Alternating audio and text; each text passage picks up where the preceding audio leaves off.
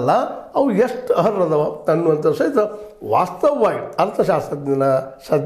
ಅರ್ಥಶಾಸ್ತ್ರಜ್ಞರಾಗಲಿ ಅಥವಾ ಸಾಮಾಜಿಕ ಶಾಸ್ತ್ರಜ್ಞರಾಗಲಿ ಅಥವಾ ಈ ಒಂದು ಇಡೀ ವ್ಯವಸ್ಥೆಯ ಅಭ್ಯಾಸ ಮಾಡಿದಂಥವ್ರಿಂದಾಗಲಿ ಎಲ್ಲ ತಜ್ಞರಿಂದ ಅಭ್ಯಾಸ ಮಾಡಿಸಿ ಇವುಗಳ ಜಿಲ್ಲೆಗಳನ್ನು ಮಾಡಲಿಕ್ಕೆ ಅರ್ಹರಿದ್ರೆ ಮಾಡುವಂಥದ್ದು ಭಾಳ ಮುಖ್ಯದ ಅನ್ನುವಂಥ ಮಾತನ್ನು ಈ ಸಂದರ್ಭದಲ್ಲಿ ನಾವು ಒತ್ತಿ ಹೇಳಬೇಕಾಗಿದೆ.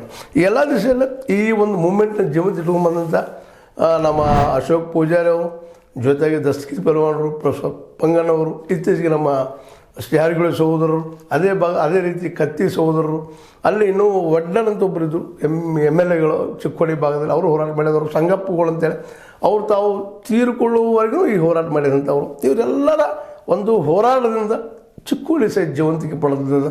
ಹೀಗಾಗಿ ಇವೆರಡು ಜಿಲ್ಲೆಗಳನ್ನು ಈಗ ಡಿಸೆಂಬರ್ 31 ಈಗಾಗಲೇ ನಮ್ಮ ಈರನ್ನ ಕರಾಡಿಯವರು ಎಚ್ಚರಿಕೆ ಕೊಟ್ಟಿದ್ದರಿಂದಾಗಿ ಜಿಲ್ಲೆಗಳಿಂದ ಘೋಷಿಸುವಂಥ ಪ್ರಯತ್ನವನ್ನು ಒಟ್ಟಾಗಿ ಮಾಡಿ ಪ್ರೆಷರ್ ಹಾಕಿ ಸಿದ್ದರಾಮಯ್ಯ ಮೇಲೆ, ಈ ರಾಜ್ಯ ಸರ್ಕಾರದ ಮೇಲೆ ಅದು ಘೋಷಣೆ ಮಾಡೋದು ಈಗ ಅತ್ಯಂತ ಅನಿವಾರ್ಯ ಮತ್ತು ಇದು ಮಾಡಲೇಬೇಕಾದ ವಿಷಯ ಅಂತೇಳಿ ಮತ್ತೊಮ್ಮೆ ಇಲ್ಲಿ ರಾಜಕಾರಣಿಗಳಿಗೆ ಹೇಳ್ತಾ ಮನವಿ ಮಾಡ್ತಾ ನನಗನ್ಸಿದ ಕೆಲವು ಮಾತುಗಳು ಮಾತಾಡಿದ್ದೀನಿ. ನೀವು ಲೈಕ್ ಮಾಡಿ, ಶೇರ್ ಮಾಡಿ, ಕಮೆಂಟ್ ಮಾಡಿ, ಜೊತೆಗೆ ಸಬ್ಸ್ಕ್ರೈಬ್ ಆಗಿ ನಿಲ್ಲಿಸ್ಕೋಬಾರ್ದು. S60 ನ್ಯೂಸ್ ಅರ್ಥತೆ ಸಿದ್ದರಾಮಯ್ಯ ಸತ್ಯ ಕೈಗೊಂಡೆ ವಂದನೆಗಳು.